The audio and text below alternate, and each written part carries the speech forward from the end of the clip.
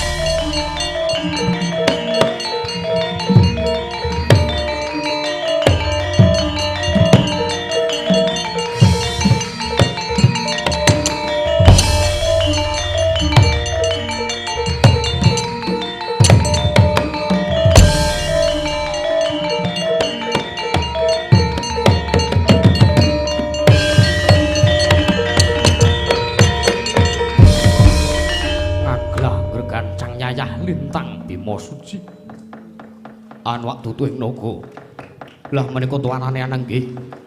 Atmajane Sang Prabu Pandukasih Sang Raden Bratasena. Nalika semanten jumeneng nganti kaya tugu Sinungkarta. Tugu papan ingkang mapanggon Sinungkarta rinengga-rengga. Kacapai manggi. Lah menika to Sang Wijasena ya Sang Bratasena. Nalika semanten nampi dawuhipun ingkang wau ing Astina Sang Nata Prabu Destarastra kinarya babat Wanamarta. Watak-watuning Sang Bima nalika semanten ora duweni watak mundur saka geguntur mendha saka pangrerempa. Sigra cancut taliwondo cancut arane cecincing taliwondo cecawet ning setake sabuk bandangi. Matekaji Bandung Bandawasa wungkal bener. Tilaranipun ingkang paman satring mandya jajah nenggih Sang Raden Gandamana kocaping mangki. Nalika semanten dupi wis minatek aji Bandung Bandawasa suku tengen den balangake kebat kaya kilat kesit pindha tadhit. Saben suku dawuh tening Bantala jemblong sak sumur-sumur.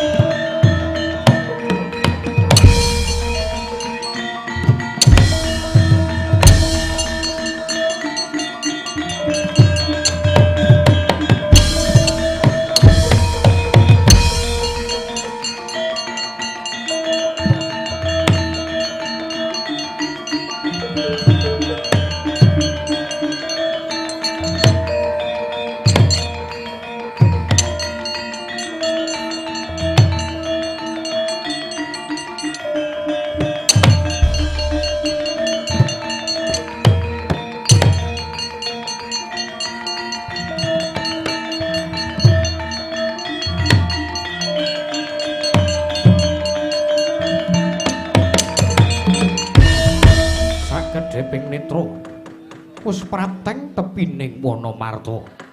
Ananging wana gawat kliwat wingit pati satu mara satu mati. Jalma mara keplayu. Aja teka wujuding jamak lumrahing manungsa. Nadyan ta Jawata wae ora wani mudhun madene Wanamarta. Kocap kadurukasan. Parandene mangke Sang Bratasena wis prapteng tepining Wanamarta. Najaning Wansirina katon ing Wanjiratri awit saka petenging Wanamarta. Tan sambung sinambung miwah keteling ron-ronan ingkang amayungi Wanamarta parandene mangke. Sang Werkudara datanan ingkang gumana musik kejawi amung dawuhipun ingkang wohe Ngastina. Mila sigra amiwiti babat.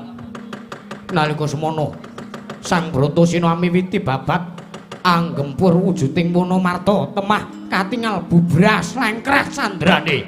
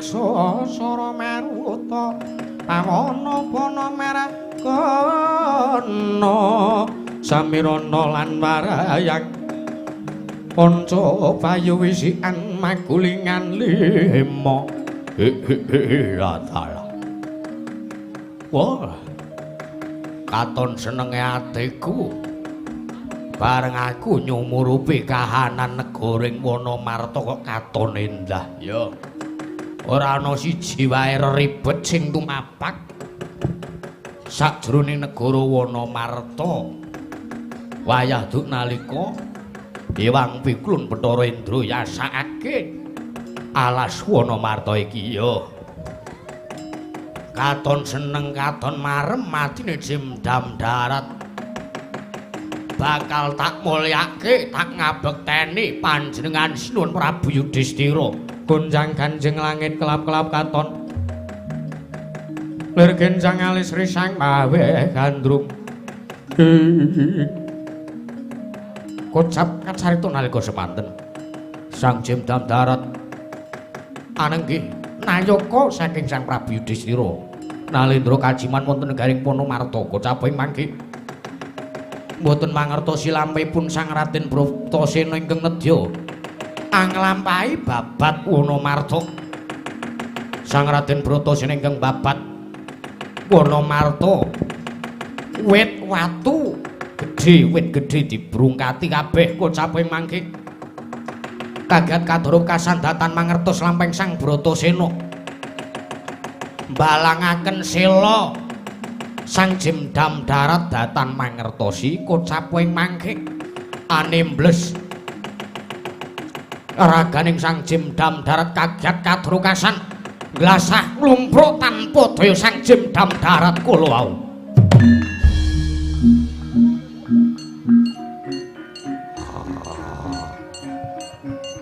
seneng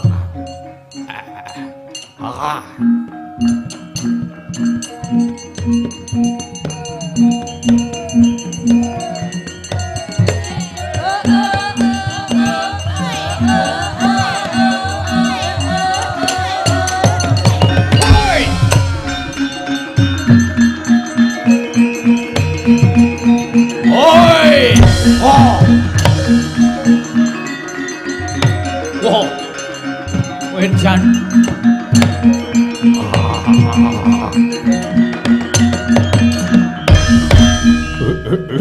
adalah agi aku suka parisuka seneng-seneng ngerti kahanan Wonomarta sing kaya ngene kok lha kok teko dadi kayaning satriya bagus gagah piteksake la Raden kok kowe ngrusak pepasrenan negara Wonomarta Raden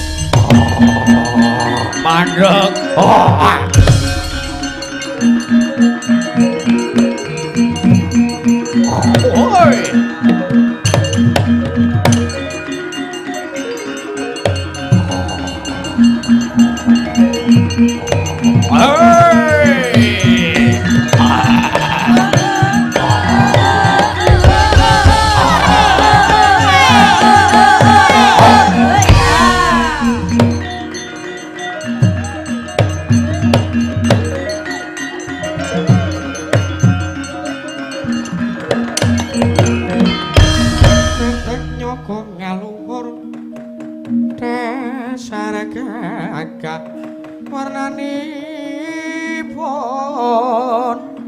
Kanjeng Sri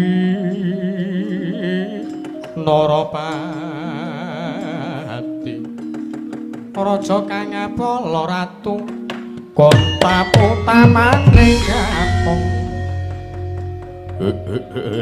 Nidyan Karuda Mas Pati Raja Dewaki Raden mengkoto dhisik lah kok kowe dadi gawe gelaning atiku wah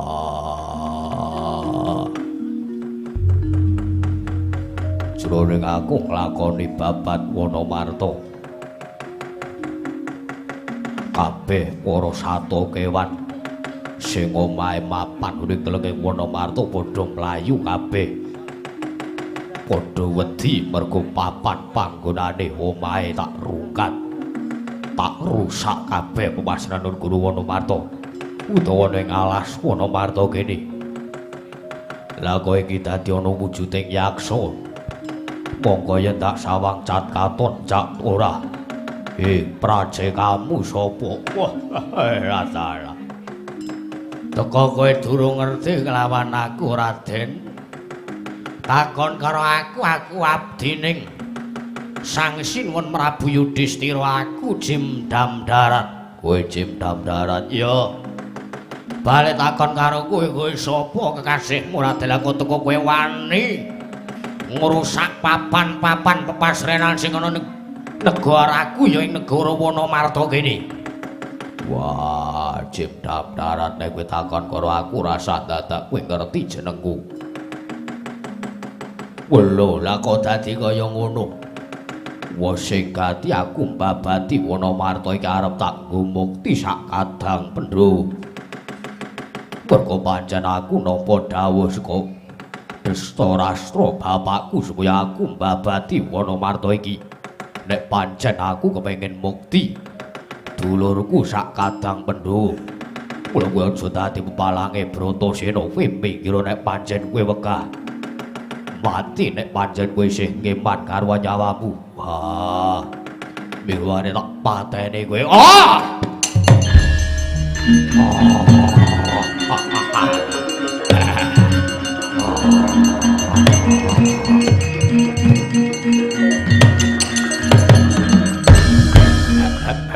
Atara. Jebul kowe to sing jenenge Bratasena. Ya aku wis ngerti kondangmu ning endi wae. Kowe pancen kowe ora kena tak ndak kowe bali wae. Kowe bali wae. Nadyan to kowe mung bocah lolo kowe jenengmu tekan ngendi tekan negoring Wonomarta ya. Kowe bali wae timbangane kowe tak rangket. Tak aturake Ratu Gustiku Sinuwun Prabu Yudhistira. Tak lebok kowe ning pagunjaran Cakeman. Kowe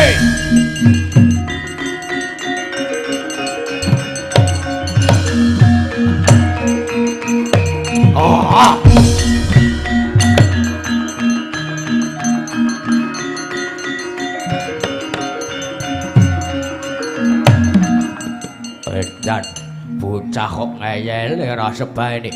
Ayo, sepancen arep ngurungake niate Bratasena. Ayo to kagelang kaono batange Bratasena. Pecah dadamu tibano. Weh.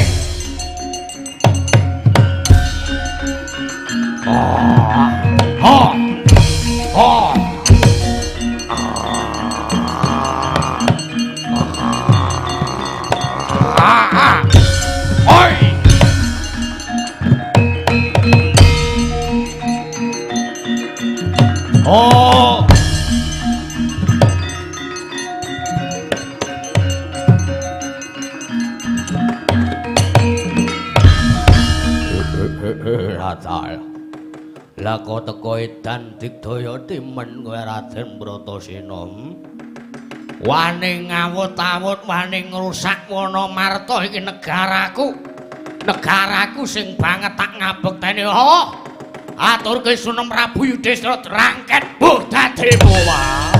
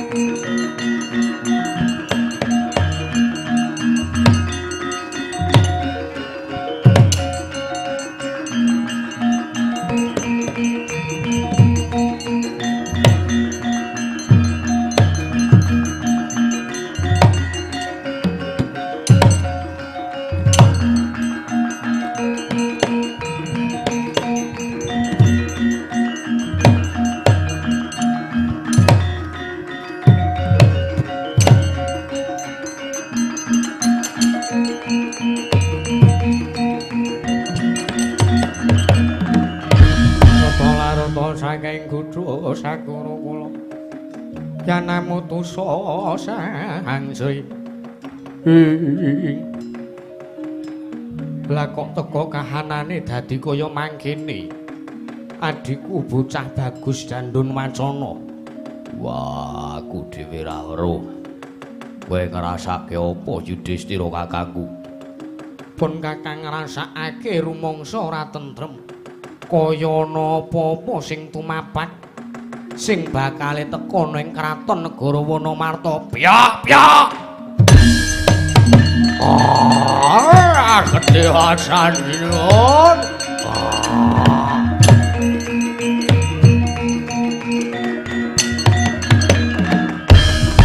Kajatri sangga berangu prinanggul kinempet keempet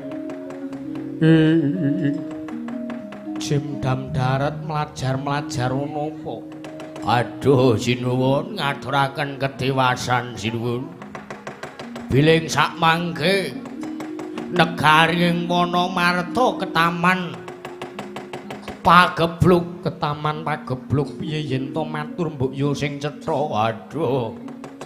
Wonten retu, wonten pepedheng ingkang tumabak ingkang sumandhing negaring Wonomarta menika Sinuwun kula kedah kados pundi. Kula sampun nyobi nambak dumateng pun pagebluk menika kula wau dumateng reretu menika kula wondene sak mangke gagar wigar tanantuk karya. Wonten satriya gagah pideksa kekasih Sang Raden Bratasena ingkang wantun ngobrak-abrik negaring Wonomarta nedya dipun suwun kagem mukti sakadang pendha Sinuwun Prabu Yudhistira.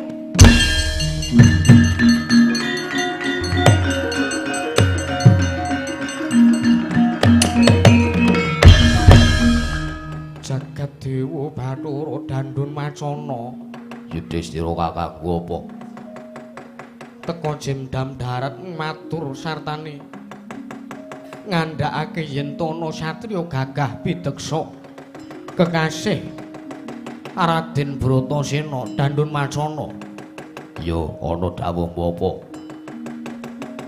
Negandeng negara Wonomarta iki wiyasaning Iwang Pikulun Bathara Indra mongko duk nalika semana Iwang Pikulun Bathara Indra paring pitungkas kelawan panjenengan ingsun.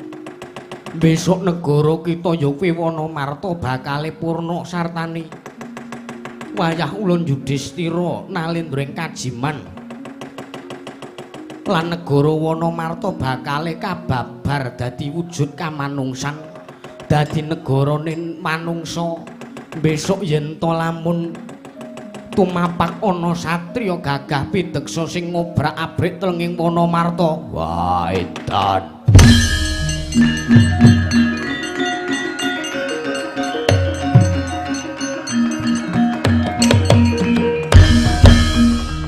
Wah, yen to kanane kaya ngono, pancen kudu kaya ngono.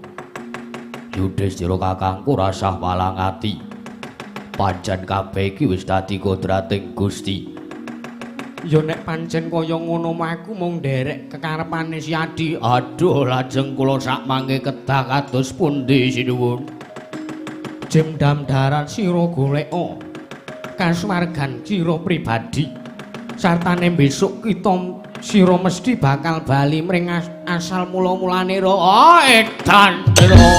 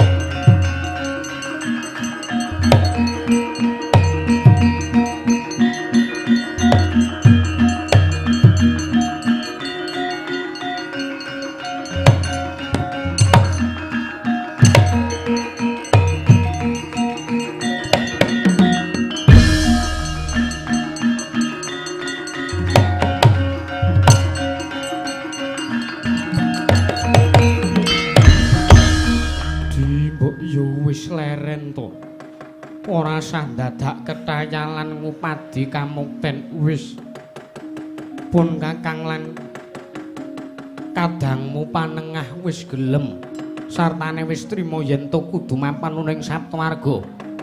Inggih kakang Mas kula aturi kendel kemawon sak mangke kula mesakaken dumateng jiwa lan raga paduka ingkang sak mangke babat Wonomarta menika tan mangke tartentu kathah sangjaning para jim ingkang boten trimah papan panggenanipun dipun risak sartanipun dipun rungkati sedaya ora sadhu cerewet ora sadhu ceramah. Wah, kowe digoleke kamukten tak rewangi aku kaya ngene mung kepengin Pandhawa ki ora supaya ora ngebutke wong liya. Pandhawa ki men ora jagake wong liya terus supayane Pandhawa ora mung jagake wong tuwa. Walah kok dadi kowe malah ngendheng aku marep mikira babatane Wonomarta. Sareh dising sareh aja duweni pambegan sing kaya ngono. Pun kakang iki banget nggone nresnani Si Adi mengko yen to nganti ana apa-apa sing bakal tumapak kelawan Si Adi Bratasena sing sapa sing bakal kapitunan. Inggih kakang masak mangke kula aturi emut awi kula dherekaken kemawon wangsul wonten ing pertapan Saptawarga jlambrong menenga ora ceramah sekane ngandani wae Pilabara iki ngewangi kakangne babat malah kowe mung ngandani sing ora malah kowe mung ngomongi sing ora prayoga gunem sing tanpa guna. Nanging nek Si Adi Bratasena nglakoni babat iki terus mengko yen to sing tunggu telenging Wonomarta iki mengko apa ora bakal murka. Ah, muring nyoben.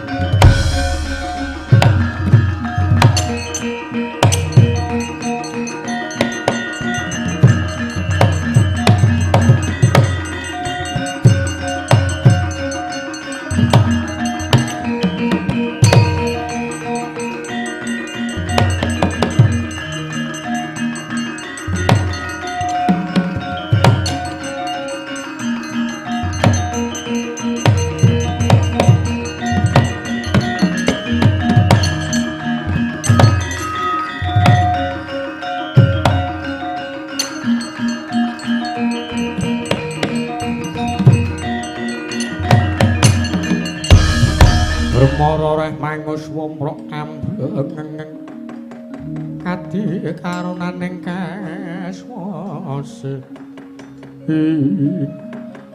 kula nuwun sewu sinuwun menika wonten Nalendra menawi kula sawang cat katon cat mboten panjenengan menika sinten sinuwun Raden pun tepangaken bilih jengandika mboten tepang kalian kula kula menika Nalendra ing Kajiman negaring Kajiman inggih wonten ing Wonomarta menika aduh sinuwun kula nyuwunaken pangapunten rayi kula pun Bratasena ingkang sakmangke sampun keladuk nggadahi pakarti nerak pacak nerajang perbatang sampun wantun ngrisak pepasrenan negari panjenengan sinuwun panjenengan sinten kula pun Prabu Yudhistira dene ingkang gagah menika pun rayi kula pun Dandun Wacana lajeng rayi kula panengah menika pun Jim Suparta kalian rayi kula Ragil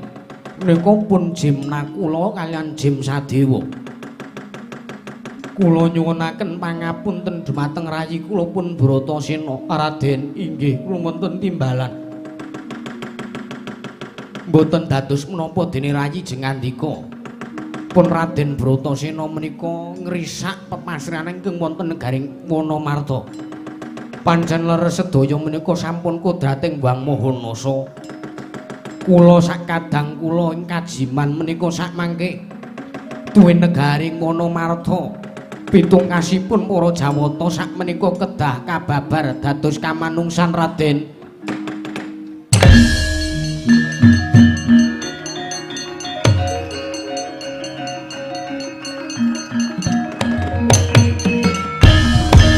aduh sinuwun dedosan menapa ingkang badhe kula sandhang dene jengandika ngendika ingkang kados mekaten Raden inggih wonten timbalan sedaya menika sampun kodrating Wang Mahanasa sampun boten saged dipun selaki kula sakadang Kajiman menika ugi sampun nrimah ugi sampun nampi ingkang dados kodrating Jawata mila sakmangke kula nuwun sewu jengandika kula aturi mengaken lawang batin paduka kula nedya momong jagat paduka Raden sakadang Pandhawa Raden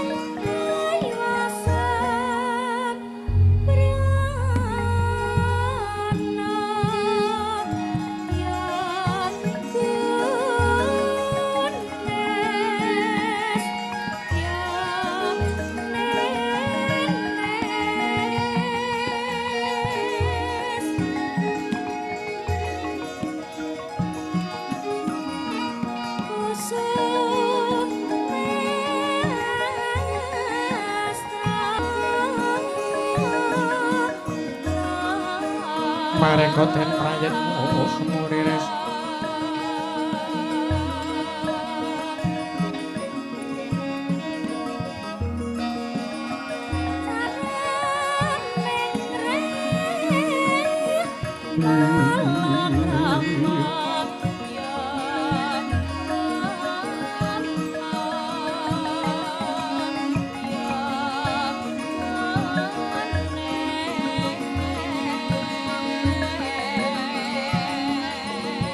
semuriris eko kalek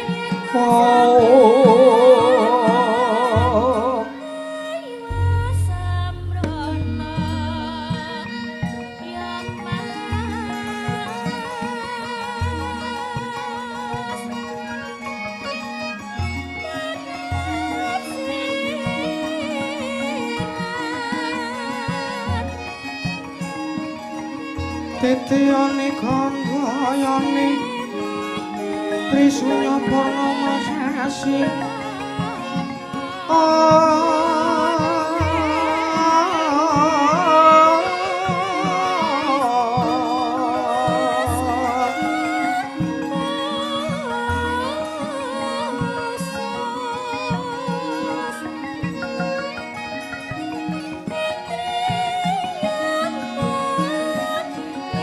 Gelar-gelar semedi tengah lapar eling lintang bima sepi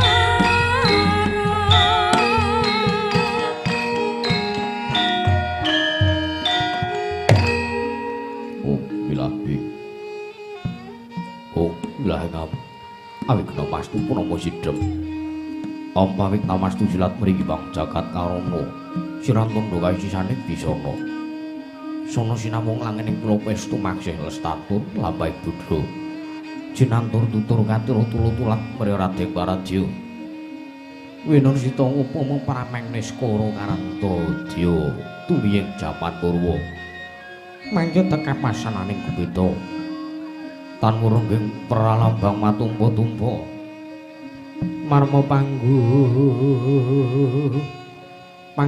panggunggung sang murwing gata sigebyar dumadining wayang purwa purwakaning kandha linarik runtuting basa dongeng kuna ngemu surasa yen linarasa ya karaos mulat sarira hangrasa mani puruhing diri rasa rumangsa ngrumangsani lir jalma ngilu kaca Jarang Gusti Nakum jang carita lu becik wis gemelar jroning pageliran yaiku sejati namriksane pagelaran Ringgit Purwa.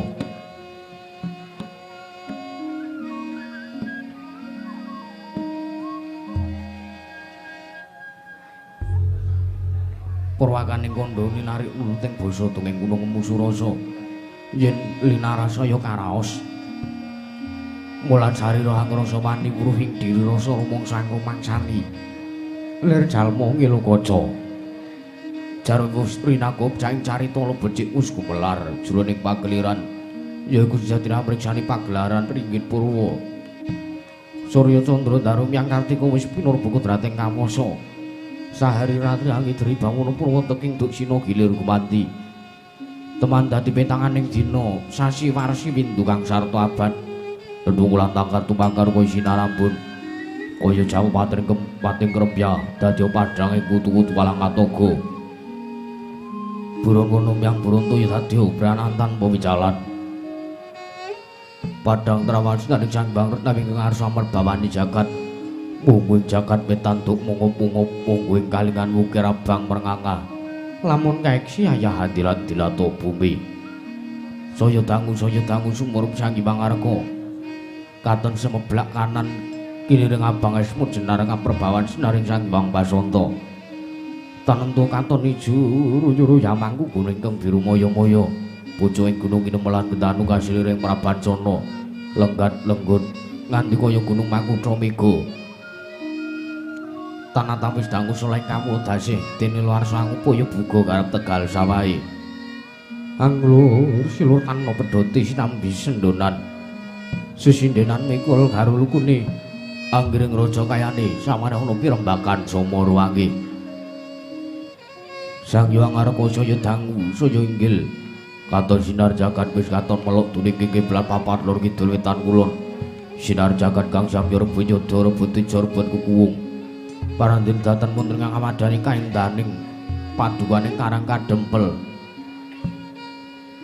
ana nggih papan pilenggahipun Lurah Semar Badranaya Karang Pratisan ingkang ketingal ijo ruyu-ruyu subur makmur tandurane ayem-ayem tata titi tentrem bandul rompol kawulane manunggal tetunggalan dados tunggal samya manembah marang kapercayane dhewe-dhewe manembah marang gustine dhewe-dhewe papan ingkang endah kebak kanikmatan nadantu namung wujude Karang Pratisan kebawat keperintah saking negari Ngamarta ananging sampun ketingal pilenggahipun Nalendra ing Ngamarta Sang Nata Prabu Puntadewa ya Sang Nata Prabu Darmakusuma ya Sang Nata Gunatalikrama ya Sang Ajata Satru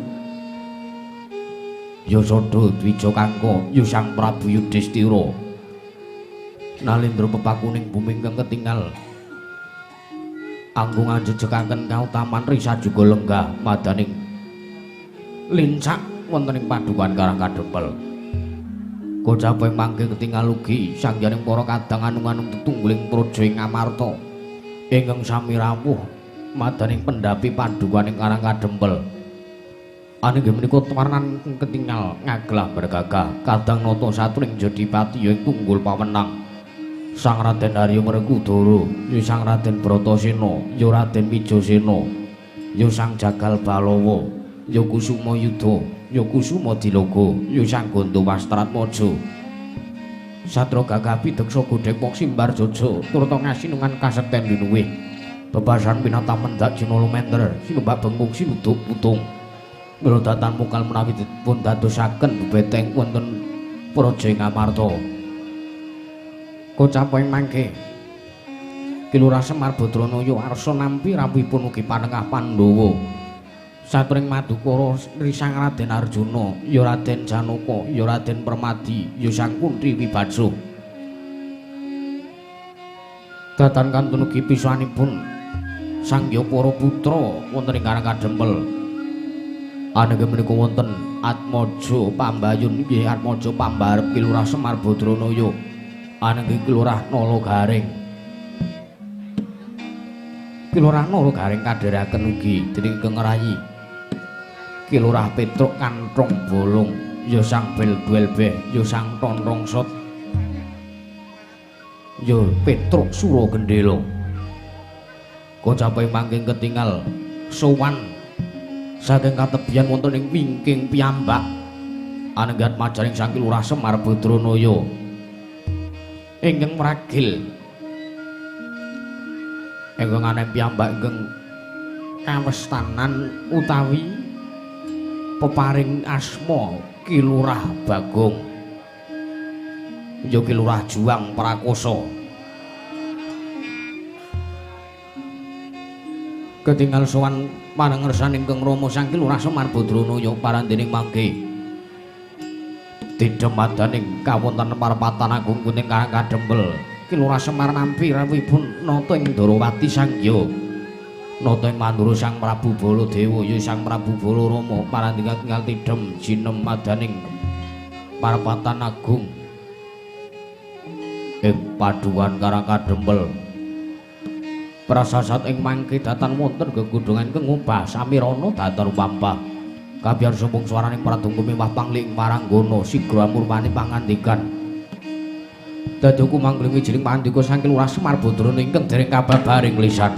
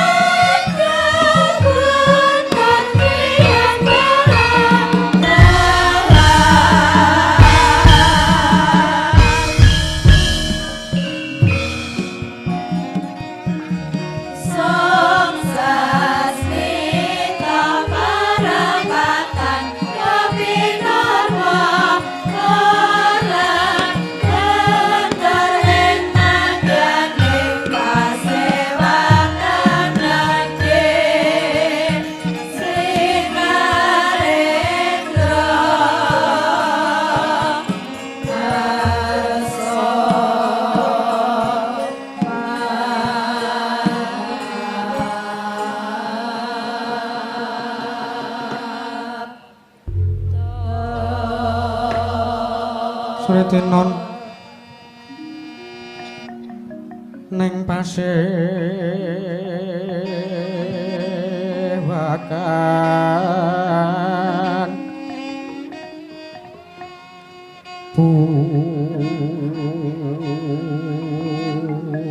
busana maneka warna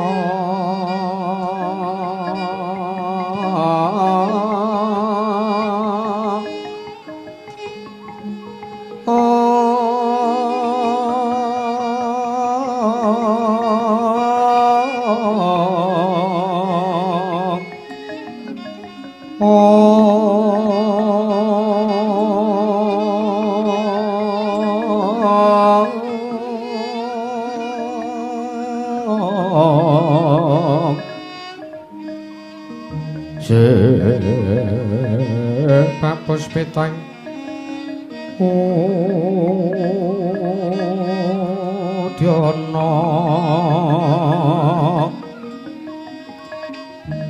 Miang Panjra Sarwa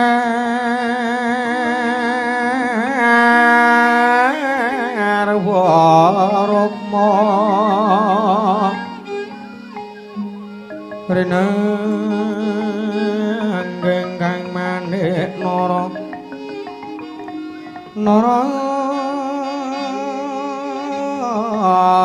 wata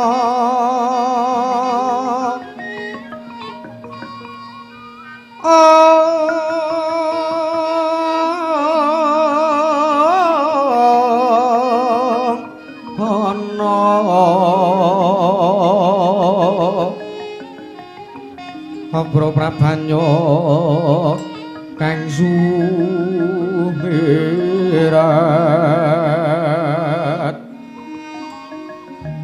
penyaring densa laliwaran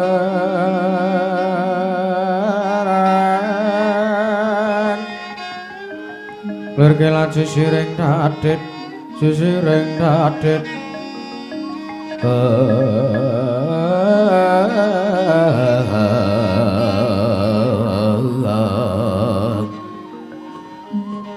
Mimba kekonto mrek mingin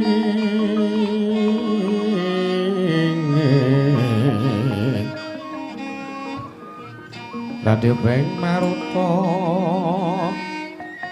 Dadi uping maruta mandha Separan kang mangambar wungas Ngepeke madyaning pasewakan tandya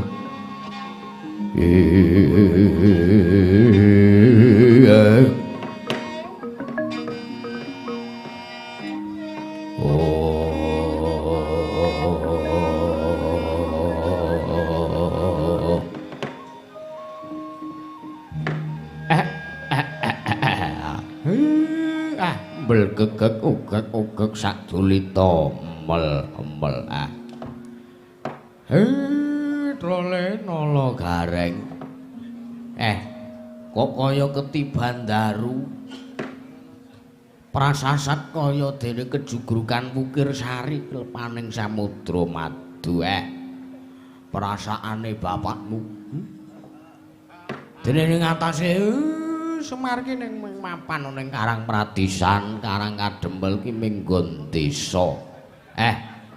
Lah kok dadi iki kerawan Priagung, kerawan Nalendra, Satriya Gung Binetara Dole Nala Gareng. Wah. Kula piyambak ki gumun, Pak. Ngatasi Semar ki lho, nuwun sewu. Bapak Semar menika namung wujudipun nuwun sewu mboten kok nami kula menika ngina ning kula menika merendah. Ngatasipun Semar menika mapanipun namung wonten ing Karang Pradisan namung kok kathah sanggening para nalendra ingkang betaken kalih bapak menika janjanipun bapak sing diduweni apa? Ning nuwun sewu, Pak. Menika tamu agung. Menika menawi dipun sepelekaken kula nuwun sewu. Menika mboten badhe prayoga katadosanipun. Iya. Kula saking menika kula aturi andangu sartanipun nyadong jawuh rawuhipun Sinuwun Kresna kalih Sinuwun Baladewa menika, Bapak. Iya, Nala Gareng ya. Lha nuwun sewu sinuwun. Sinuwun ing Darawati, sinuwun Prabu Kresna. Lha nuwun sewu. Sakrawuh ngandika ingkang abdi pun Semar Badranaya ngaturaken pambagya raharja tuwin kula ngaturaken sembah pangabekti kula kunjuk Dendara sinuwun Kresna ing Darawati jagat pangestu karo wayah turu jagat Kakang Semar ya Kakang Semar ngaturake pambagya raharja kelawan sowanku ning Karang Kadempel dina samengko iki wis slamet tekaku ning Karang Kadempel ora ana alangan suwiji apa Kakang. Nggih. Bekti kula kunjuk den nuwun sewu Kang. Njaluk ngapura sadurunge yen to aku mbok menawa dianggep lancang. Nggih mboten napa-napa to. Karang kekadangan paseduluran menika kedadipun rumaketaken. Kekadangan silaturahmi menika tansah kedah dipun caketaken mboten pareng dipun pedhot. Iya, nanging dudu kok babagan perkara kuwi, dudu kok babagan perkara srawung. Lah perkawis napa? Kakang Semar ngendikake sartane Kakang Semar ngaturke bekti kelawan nata Ndarawati iki njaluk ngapura sadurunge Kresna kuwi ora kok ateges aku ngegungke kelawan sapa sing mapan ning jiwaku. Nanging kelungguhane Wisnu Bathara Wisnu kelawan Sang Hyang Ismaya kuwi luwih dhuwur ado derajate Kakang. Nuwun sewu. Kula niku ming batur, kula niku senes Ismaya, Semar niku nggih Semar. Kula niku nggih kula niki ming mongkere. Lah kok sampean ngendikake Ismaya? Sang Hyang Ismaya menika papanipun wonten ing Kayuwangan Den. Ora pancen yen to ditodi tata lair pancen Kakang Semar kuwi nuwun sewu mung wujuding wong lumrah. Mung wujuding batur wong gedhi bal 17 loro sak udon telu sak urupan ibarate. Nanging Kakang Semar kuwi yen to disawang kanthi permana jati kanthi netra batin. Kakang Semar kuwi tanpa beda kaya dene pangidjawantahing Sang Hyang Ismaya. Mula walat apa sartane dosa apa sing bakal tak sandang yen to aku ngasih wani nampa sembahe Kakang Semar Badranaya. Mun tanggap, pun babakan sinten sing manjing teng awak kula pun mboten sah mangendikake. Ingkang baken kula ngaturaken budya pangastawa sinuwun. Ya Kakang Semar ndak tampa kanthi lega legawaning penggalih. Sinuwun Baladewa, rawuh wonten ing mriki mugi tansah manggih karaharjan. Kawilujengan tuwin kasarasan Den sinuwun ing Mandura. Jagat pasisaning Bathara wayah Bathara jagat Patindra Jaya Diwaku. Kakang Semar ya Kakang wis prayoga praptaku ora methuke alangan apa-apa sowan kowe iki. Tansah bilangipun kawidatan kali sing sambikala ning Karang Kadempel Kakang Semar. Nggih. Bekti kula kunjuk. Yo. Kakang Semar tak tampa tiba sepadha-padha. Pun prayogaken anggenipun lenggah Den sinuwun Baladewa. Ya. Kaya wis ora kurang prayoga praptaku ning Karang Kadempel dina samengko iki Kakang Semar Badranaya. Nala garing kowe ngaturna bekti kelawan bendaramu. Sinuwun Ndarawati, sinuwun Kresna, sak rawuh sing nganti kula ngaturaken sembah bekti kula kunjuk. Ya, nala garing tak tampa pangestuku tampanono. Nggih, kula pundika jimat. Sinuwun Baladewa kula ngaturaken bekti kula kunjuk. Ya, nala garing tak tampa pangestuku tampanono. Nggih, kula pundika jimat. Sinuwun Kresna kula ngaturaken bekti kula kunjuk sinuwun. Ya petrukan wong bolong tak tampa pangestuku tampanono. Nggih, kula pundika jimat. Sinuwun Baladewa kula ngaturaken bekti kula kunjuk. Ya, petruk tak tampa pangestuku tampanono. Nggih kula pundika jimat pun mragaken nggih sinuwun. Ya kaya wis ora kurang kepenak. Ya kowe wis ora kurang prayoga. Gong. Ora nyembah ning. Ora. Lah ngopo? Ya aja kebangetan lho. Pilabara kuwi bersyukur ning atase nggone bapak omahe bapak ki ming omah wong kere ming desa ngene kok dirawi Ratu Agung ki kanugrahan. Kanugrahan nek ora nggawa ya padha wae to. Nek kok ndremis ngono. Ora kok le ndremis kok sik to. Carane tamu, carane daya. Ki arep tilik sing ditiliki iki mesti nggawa raketang gula teh. Ngono lho. Iki kok malah nggawa karangan bunga. Kok dikira Semar ki mati ngono apa piye? Bus.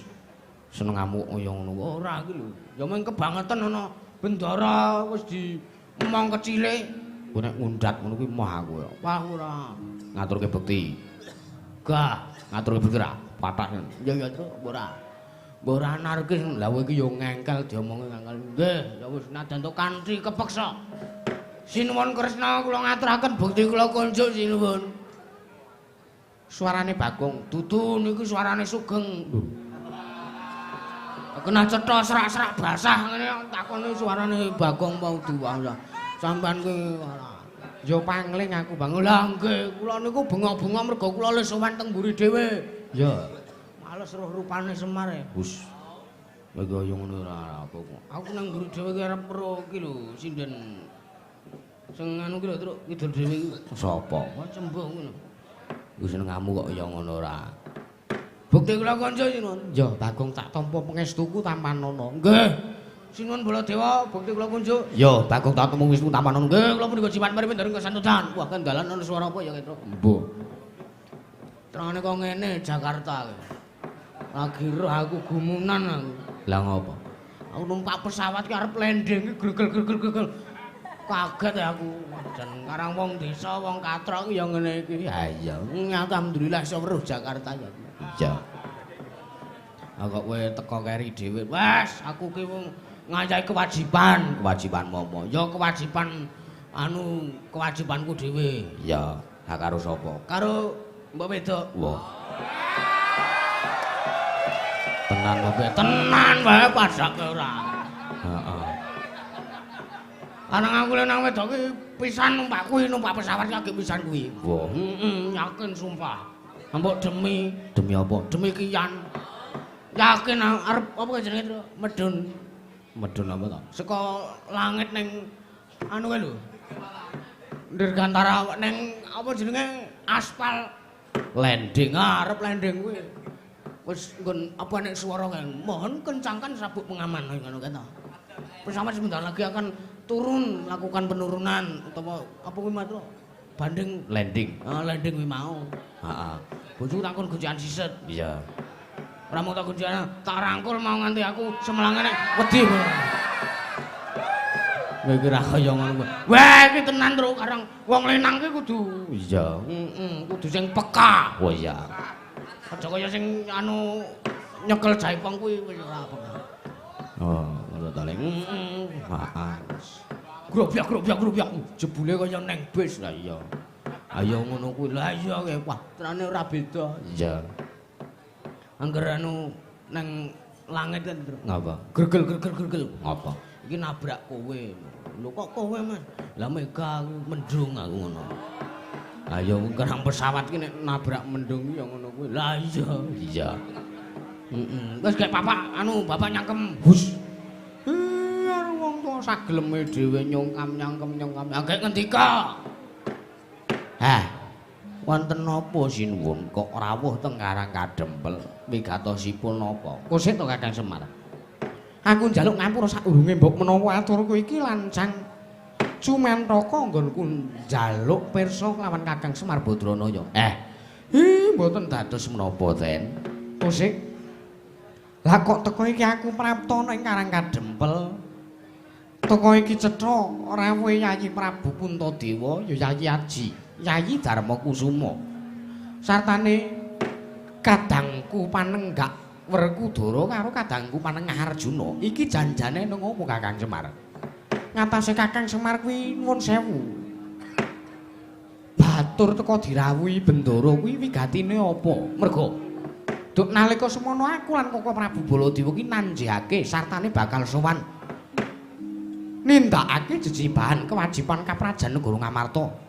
Parandene aku wis prapta ning negara Ngamarta sartane Koko Prabu Baladewa wis tumapak lumarep ning negara Ngamarta.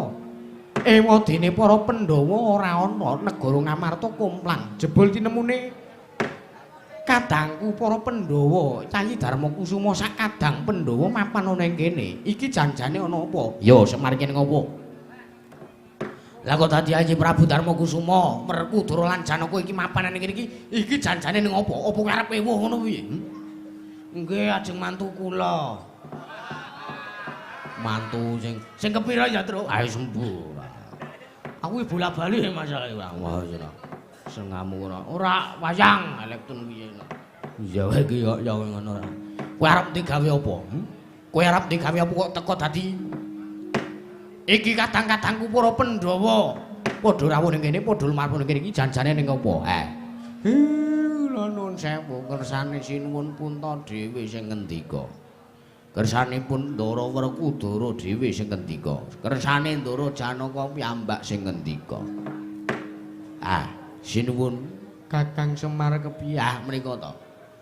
Ingkang Raka sampun rawuh sampun prapta wonten ing mriki. Jam pira to iki to? Mbuh. Jam 12 e. Lagi iki aku jejer jam 12. Ora masalah. Ora apa-apa, ora apa-apa. Iki ngolimbukan jam 2 ya, Tru. Ya. Bebas. Iya, bebas ya. Iya. Koko Prabu Indrawati, Koko Prabu pengayoman kula wonten ing Madyapada pramting delahan. Koko Prabu Sri Bathara Kresna. Sakrawujing ngandika kula ngaturaken pambagya raharja tuwin asung pasegan panakrami. Koko Prabu Kresna. Meninjaya Prabu Darmakusuma nggih kula tampyak karya bombong rasing penggalih. Koko Prabu Baladewa kula ngaturaken pambagya raharja. Yayi Wilujeng pisuwan kula wonten ing Karangkandempel menika. Mboten manggangan setunggal menapa. Inggih Koko Prabu. Wah. Jlitheng kakangku sarawuh aku ngaturake bekti sembahku tampanan. Werkudara ya tak tampa. Ora lar pangestunipun Kakang Indrawati wae tampanana. Ya tak kegem dadekake jimat. Bule Baladewa kakangku aku ngaturake sembah bektiku tampanana, basaku tampanan. Ya Werkudara tak tampa. Ora lar pangestunipun Kakang Mandurit tampanana. Ya tak kegem dadekake jimat. Prayoga nonggon kulungguh. Ya kaya wis ora kurang prayoga Werkudara.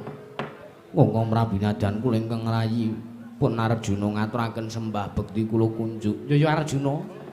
Tak tampa rat pangestunipun Kakang tampanana. Inggih Koko Prabu kula pun dinggo jimat. Koko Prabu Baladewa kula ngaturaken sembah. Ya Arjuna tak tampa pangestunipun Kakang tampanana. Inggih kula pun dinggo jimat. Yayi Prabu Darmakusuma wonten timbalan Koko Prabu kula nuwun sewu. Damel kaget sotaning manahipun ingkang Ruka Indrawati derejeng ngandika sakmangke kula padosi wonten ing negari Ngamarta wondene sakmangke mboten wonten. Negari Ngamarta komplang kadang-kadang kula para Pandhawa mboten mapan wonten negari Ngamarta. Parandene sakmangke mapan wonten ing Karangkandempel menika wonten menapa Yayi Prabu Darmakusuma? Yayi Aji, nggih kepareng kula cumadung dawuh. Satanipun ingkang Raka ing Mandura kepareng nungsung pawarta wigatosipun menapa derejeng ngandika prapta wonten Karangkandempel. Yayi Prabu Darmakusuma. Anja ingkang puspita arum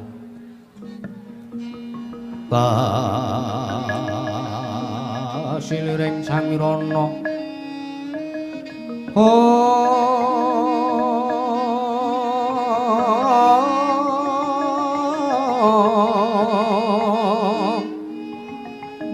Sekar kadung mangambar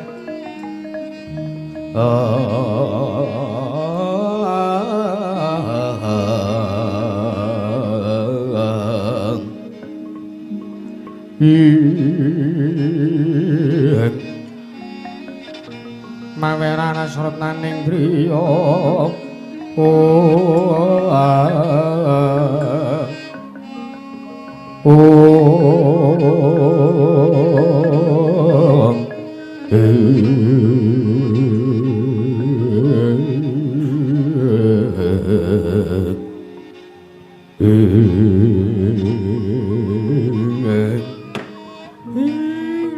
sewu den sedaya kaluputan kula diagung pangaksami kula ingkang sakmangke kedah matur awit kula mangertosi bilih Sinuwun Puntadewa menika nedya matur marang Resa Jengandika Sinuwun Kresna nanging sakmangke mboten kuwawa nedya matur mboten sranta ing penggalih nedya matur kelawan Jengandika Sinuwun Kresna ya ora dadi ngopo Kakang Semar nggih menika ngaten Den Pancen leres sakwetawis wekdal menika kirang langkungipun sampun wonten Sabta Ari.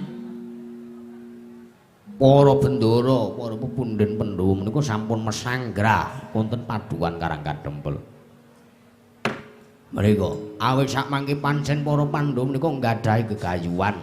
Inggih, Kakang Prabu. Kula sak kadang Pandhawa nggadahi gegayuhan awit wiwit saking para kadang Pandhawa pikantuk kanugrahan saking ngersaning para Jawata. Inggih menika pun wujudipun negari Ngamarta ingkang rumiyin negari Kajiman. Ingkang enggo sepriki kababar dados negari kamanungsan kababar kasatnetra. Enggo sepriki kula sak kadang Pandhawa sampun rumaos mukti, sampun rumaos ayem Kakang Prabu. Mila keng saking menika gandeng kula sak kadang Pandhawa sampun kelampahan pikantuk kanugrahan saking panguwasaning Dat Kamurwengdat awujud negari Ngamarta. Mila saking menika negari Ngamarta menika nedya kula bangun. Negari Ngamarta menika nedya kula bangun sak kadang. Mboten kok wujudipun papan ingkang magrong-magrong menika mboten Kakang Prabu. Nggih niku.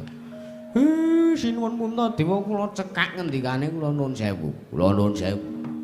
Pancen leres para kadang-kadang paduka pun para Pandhawa menika rawuh mriki nedya. Nyuwun pirsa nedya mbangun amiwiti mbangun Ngamarta. Nika kula nuwun sewu. Senes kok wujudipun namung papan ingkang magrong-magrong ingkang dipun bangun, senes kok namung tata lair sing dibangun. Tata lair nggih dibangun. Ning tata batin, moral, budi pekerti menika nedya dipun bangun dening para Pandhawa. Lah menika kula nuwun sewu nek jenengan bingung kena ngapa kok para kadang paduka pun para Pandhawa kok rawuh wonten ing mriki malah ndhisiki teng Karang Kadempel menika kula nuwun sewu tiyang kang nedya bangun negara menika mboten kak kawiwitan saking Kutagara menika mboten nanging pancen adat sabenipun menawi nedya mbangun negari menika pancen kedadipun wiwiti saking Karang Pradisan saking desa papan kula menika Den sinuwun Kresna jagat dewa batur jagat pangestu Kakang Prabu. Nyai Kresna piye? Jebul tinemune Nyai Prabu Darma Kusuma menika mesanggrah wonten padukan Karang Kadempel menika manci nggadahi gegayuhan. Inggih menika pun kepengin bangun negari Ngamarta. Wela dalah jagat dewa batur. Dalah jagat pangestu waya betul jagat Mandhendra Jalatiwaku. Gong wis. Wis. Kowe arep ngerol bariki nek dayoke. Apa iya to? Heeh. Iku sok wis bedhek ngono kuwi sengit aku.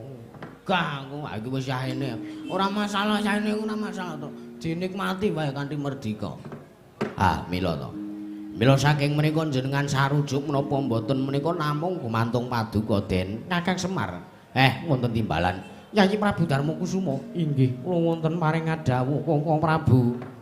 Saestu kula midhanget aturipun Kakang Semar Badranaya menika rumaos bombong, rumaos ayem. Awit paduka menika nedya miwiti mbangun negari Ngamarta. Menika sae, menika agung. Gegayuhan paduka menika cetha luhur saestu. Inggih Kakang Prabu. Inggih. Mila Blaka Suta kanthi tulusing manahipun ingkang ngraka ing Ndarawati. Sakmangke kula nyarujuki sartanipun kula maring pangestu dumateng pun kadang-kadang kula para Pandhawa. Nggih, Yayi Prabu. Yayi Aji kula ugi nderek mangayu bagya sartanipun kula nyarujuki. Kula nayogani bilih paduka sakadang Pandhawa nggadahi gegayuhan. Inggih menika kepengin bangun negari Ngamarta. Mila sakmangke kula aturi ngatos-atos kemawon. Surtiti ngati-ati duga-duga digawa. Awit tiyang kang gadhahi kanugrahan menika pacobanipun mesti bakalipun sinanding Yayi Aji Kakang Semar Badranaya. Jedhong jroning pasewakan wadya kang tanpa sebo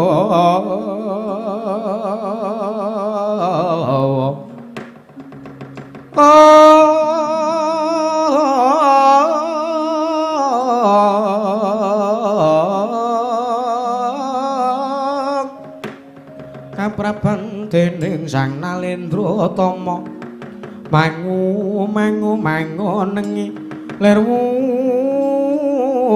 sing duka cipta berebuti mandono saras berebuti mandono raras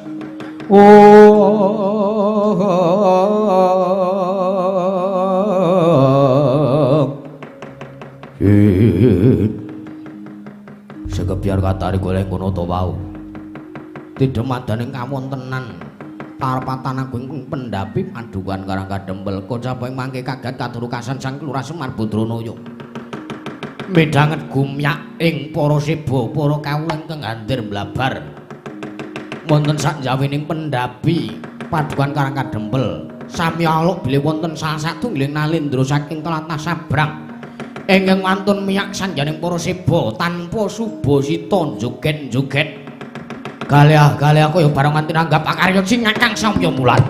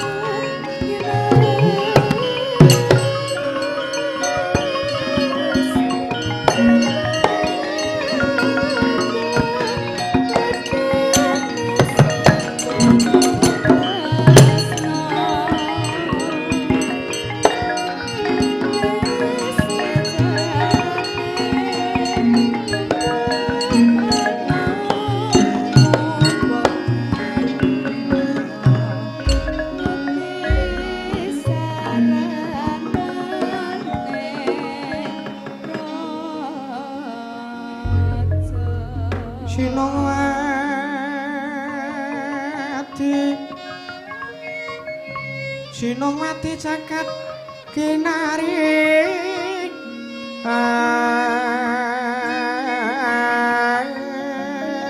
among mbak lumembak ombak ing samudra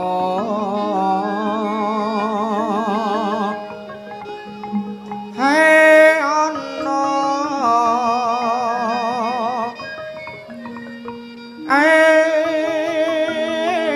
ana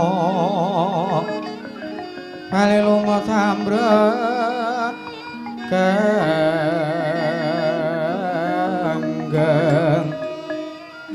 awito denjeng-denjengan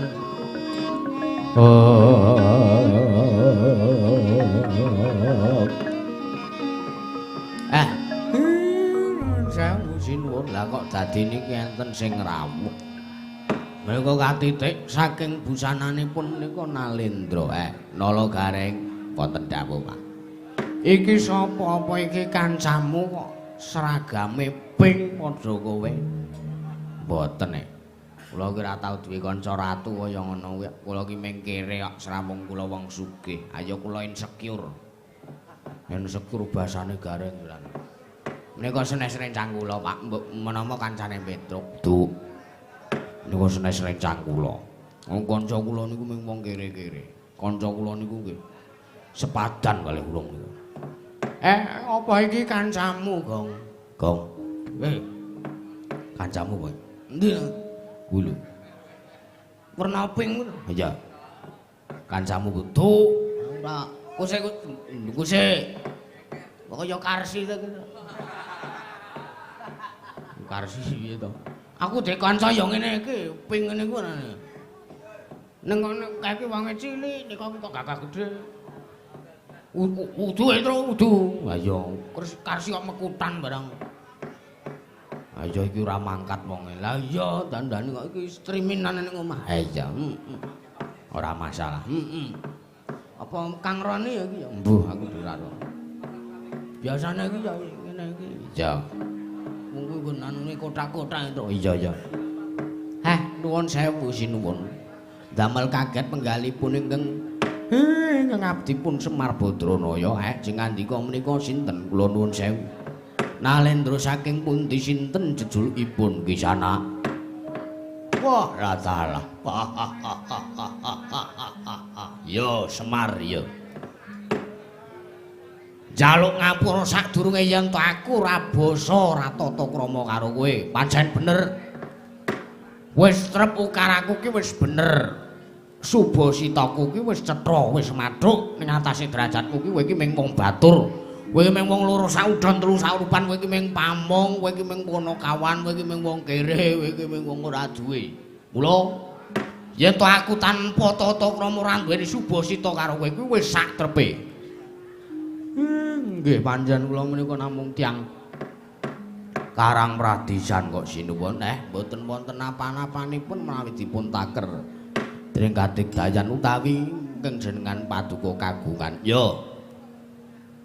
Ora ngaturake bekti karo aku. Aku ki Nalendra Kumpinetha ora ngaturake bekti karo aku. Lan jenengan sinten? Kula nuwun sewu. Sing gelem mestani karo aku nek Nalendra ing Pageralun jejuluk Prabu Gendra Suropati. Prabu Gendra Suropati. Yo. Dene wigatosipun menapa sinuwun dene sing ngandika rawuh mriki? Cekak aos. Bloko suto blakutang terus terang bae. Sowanku iki mbutuhke kelawan kowe Semar. Sowanku iki mbutuhke karo kowe. Mergo pancen negaraku wis ana telung candra iki taman pegebluk. Negaraku ki akeh kawula sing esuk lara sore tenganing pati, sore lara esuk katiwasan. Kuwi wis akeh dadiane. Aku wis ngrawake Brahmana Winasis 1000 sugata kinaryan nambah rekaning praja, parandir gagar wigar tanantuk karya. Satane aku uga wis manekung puja semedi, sesemek ron raja mula bebantal bata sarembak. Ewadene ora ana siji wae syarat surur sing bisa nambah bebendu negaraku Pageralun. Lah kersane pripun? Bareng aku semedi ana ing lengkehing Gunung Mahameru, aku antuk sasmita saka para Jawata. Jawata ngendikake yen to negaraku iki bisa waluya nirmala temah jati. Jati temah mula yen to ora ketang mung telung kedheping meninggal. Ora ketang mung 5 menit Semar ki nunggoki negaraku ing Pageralun iki. Ora ketang mung telung kedheping meninggal. Negaraku ing Pageralun iki ditunggoni Pamong Agung ya kuwi Semar Badra Karang Kadempel. Mula Semar, nek kowe gelem tak boyong kowe njaluk apa wae mesti tak turuti. Aja nyepelekke. Prabu Gendra Suropati kuwi Nalendra sugih Blegedhu Brewu Herbandra Bandhu. Seprapat sanget kagungane Prabu Gendra Suropati kabeh. Ngono. Lho nek gelem tak boyong kowe njaluk apa? Omahmu sing kaya ngene iki bongkar. Kowe njaluk tak bangunke loji, mobilmu njaluk Pajero, Civic Turbo, apa kowe ngaranana sak gelemmu? Tak wenehi, tak paringke. Lha niku trima kijang super mun trima. Werna abu-abu. Mun kula trima najan to nika ngorot-orot wingi bareng entekke spare part pirang-pirang mboten masalah. Wah, pun kula pun bersyukur kalih napa sing tak duweni. Ora. Kowe nek gelem tak boyong kowe mesti dadi wong sugih. Kowe nek gelem tak boyong kowe mesti omahmu ora kaya ngene, sandangmu ora kaya ngono. Sumpingmu sing wujuding lombok kuwi ganti sumping saka emas 190 karat. Nganti ndlawer kupingmu. Bakal tak paringi. Omahmu sing kaya ngene, pendopomu sing isih kayune kayu maoni. Bongkar kabeh, bongkar. Tak ganti kayu jati tuwa. Bulte 190 cm. Ayo. Cagak papat iki sak penuwune. Ayo kowe njaluk joglo gedhe dhewe sak donya kasempatan katurutan. Lha niku mboten blereng bondo donya. Sing ngomong sapa? Kula niku mboten blereng bondo donya kok sinuwun. Ayo. Nek pancen kowe gelem tak boyong, kowe bakal entuk kabeh kuwi mau. Jaba dlon. Wis tak cawisake. Peni raja peni guru bakal guru dadi. Ki nek kowe gelem tak boyong kabeh kae grobokan pirang-pirang emas, perak, jamrut, putri. Jamrut kok putri. Kowe iki anak ben ya itu. Iya. Ngandani kok iya. Kok menapa? Ayo wis beda-beda kok. Nek kowe ora gelem tak boyong aja takon dosa. Apa ya kelakon aku ngruda paripeksa karo kowe. Waduh. Napa? Bapak arep diperkosa. Wis. Iki kok padha lanange kaya ngene. Ha iki ora ruda paripeksa iki tegese iki dipeksa serono kasar. Tak trima ora. Ayo, gelem apa ora? Wong kari kowe omong gelem apa ora kok angel. Nek kowe ora gelem ngomong, kowe ora gelem-gelem, ora gelem tak boyong ning negaraku. Kowe dadi apa jenenge iki syarat serono aliyane negaraku aja takon dosa. Kawulamu ning Karang Kademel katutke dosamu. Padukanmu Karang Kademel obong ngak bumi angus tak dadeke drangkaan.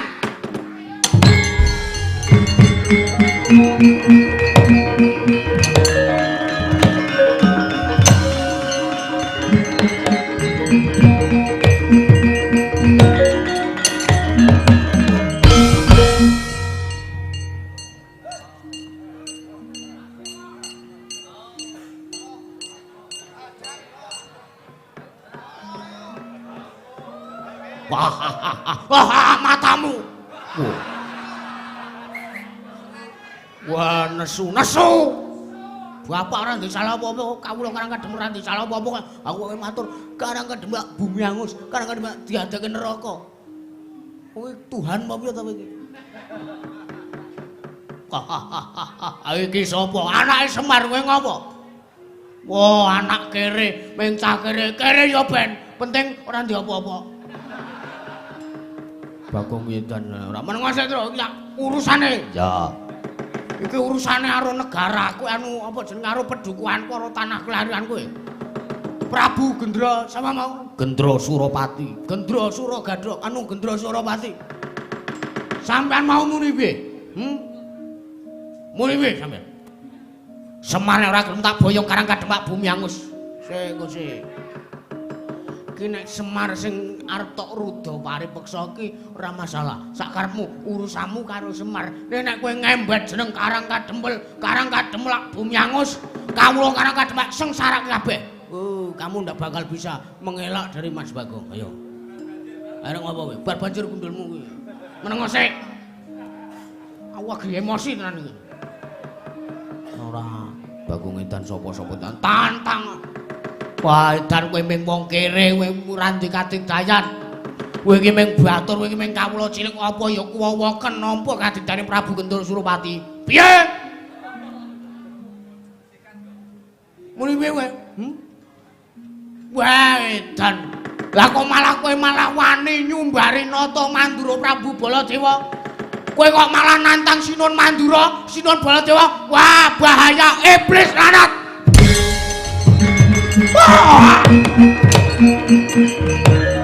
Harus mari jajanan sani kone pisan menungso tataran. Hei, Gendra Suropati lah kowe dadi wani nyumbari karo Baladewa. Kowe dadi kok ngono kowe wani karo cagelmu dhewe. Hei, harus mari jajanan sani baru iblis lanat menungso tatanan. Ngilani diadane untuk Mandura Prabu. Lah kowe dadi teko nyumbari Baladewa. Hei, Gendra Suropati. Hei. Kok Prabu? Nggih. Kula nuwun sewu. Sampeyan nesu kali sinten? Nesu karo Gendra Suropati. Oh sik lho, lah ngrasani apa Gendra Suropati kalih jenengan niku sampeyan mireng mboten Gendra Suropati nyumbari jenengan. Lho, jarene Bagong. Lah nuwun sewu Bagong kok dipercaya. Lho. Lah kok dadi wah, lah jare Bagong iki mau Gendra Suropati nyumbari karo Nata Mandura Prabu. Lho, oh sik to. Bagong menika aturipun mboten pernah serius. Lho. Bagong iki nek omong ora tau tenan. Lah kok sampean percaya, lah kok sampean pitados. Ning jare Bagong ki cetha Gendra Suropati nyumbari karo Baladewa. Mengke riyen to ditanjeke riyen. Lenggah. Lho. Edan. Wah. Lah kok dadi aku kewiranganmu guru-guru Bagong. Lah nggih nuwun sewu. Werkudara. Apa? Miturutmu Kaka Prabu Baladewa ki sing kleru apa Bagong sing kleru? Baladewa sing kleru. Sebabe apa? Bagong ora ngakon apa-apa.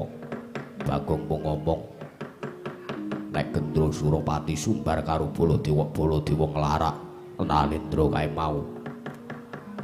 Nggih rungokke nang. Kula ora akon apa-apa karo sampean kok sampean kaya ngono ku. Lho lah ning rak jaremu, lah ning jare kula ning rak kula ora akon. Kula mung ngomong, "Ya, aku dadi malah nyumbari Baladewa ki karepmu kepiye?" Wah, edan aku dadi entuk gawean. Aku dadi golek gawean wong gerang, gerang kula mbangane sampean. Kula kon ngapa-ngapa. Ning sing baken kula ora ngakon apa-apa. Nggih ta sinuwun? Iya. Nah, ngoten niku. Ndara Janaka. Apa? Napa kula akon nglarak ratu nika kalih Sinuwun Baladewa? Ora. Yakin? Babar pisan ora kuwi. Sinuwun Muntadewa apa kula ngakon kalih Sinuwun Baladewa kon ngundurke ratu kae mau? Ora Bagong kuwi. Ora nek wong ngakon ngono gegeden rumangsa wae iki. Wah, lah kok edan. Lah kok malah aku dadi kewirangan gara-gara Bagong pun to. Wong ki nek gelem gawe mesti gelem nganggo. Weh, sapa sing nandur bakal ngundhuh. Nek undu-unduanmu ki apik, mesti apa jenenge? Kebalik, Gong, kebalik. Nek tanduranmu ki apik, undu-unduanmu ki mesti bakal apik. Kebalikane ya ngono. Ndonjor aku kudu kepiye? Lah nggih nek enten napa-napa niku kedahe dirampungi wong sedaya niku Bagong mboten njaluk tulung. Bagong niku mboten ngakon kalih panjenengan, mboten nyuwun tulung kalih jenengan. Lah kok sampean teko jenengan nglarak kalih ratu ki wah edian nungso ora tatanan. Baladewa piye? Nek kowe manut aturku mending tok tandangi. Kowe wis gelem gajul, wis gelem nglarak, kowe kudu gelem ngrampungi perkarane. Wah edan setan amen kaya jenengane sampean wis kae dirampungi ndak ora prayu kedadiane. Hei Gendra Suropati mandheg kowe.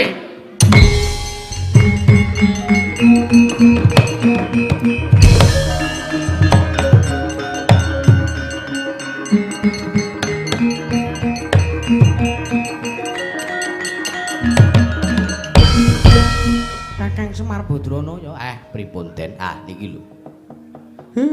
Wong iki duwe gayuhan pancobane mesti wae bakal teko. Iya.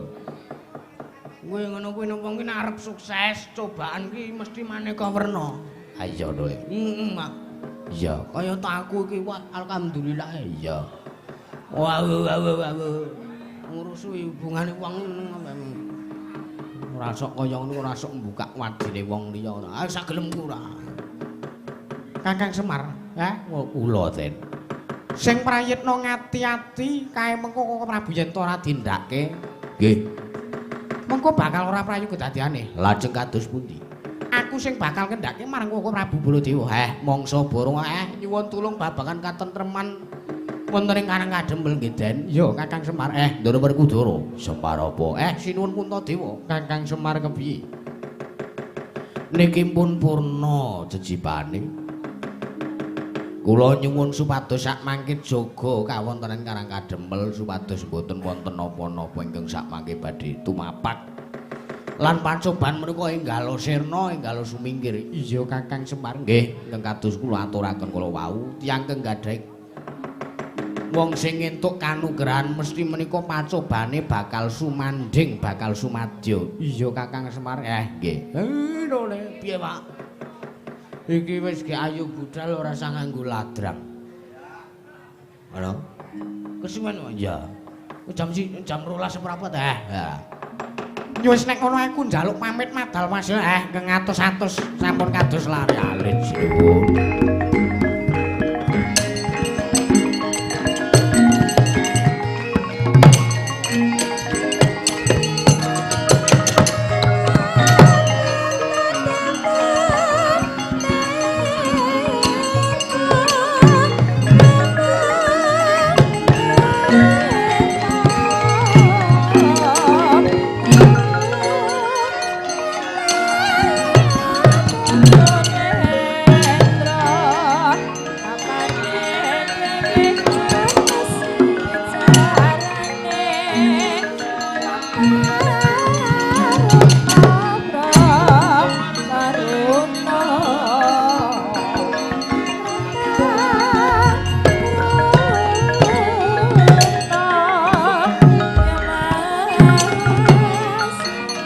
Jarum